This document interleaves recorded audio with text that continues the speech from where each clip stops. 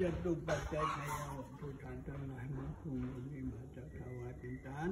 ไปผายผักหน้าวาสันติเนี่ยนี่ดีวันนี้ดูว่าแต่เราก็ได้มีธรรมะมีหายนาปฏิฆาเราพอแล้วก็ขอให้พลังนาบุญทานทั้งหลายมันภูมิมีจุดใจจุดจอดเราเถิด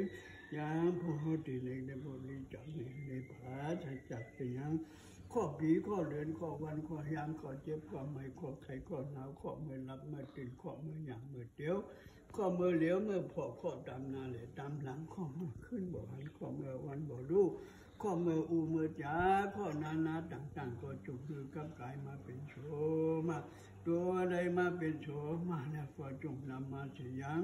จบปีจบเดือนจบวันจบยามจัตตาปีจัตตาเดือนจัตตาวันจัตตายาม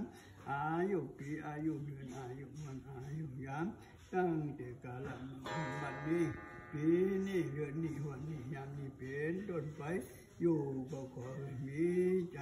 จะมาจะไปทางใดก็ขอให้ได้มีจงมีลับทับเบชนาคาเสกสัตรู้มูปัญจามิตรคิดอันใดก็ขอให้ได้สมดังคำมุ่งมั่นปรารถนาทุกสิ่งทุกประการได้อยู่กินอยู่กันตั้งอยู่วรพุทธศาสนา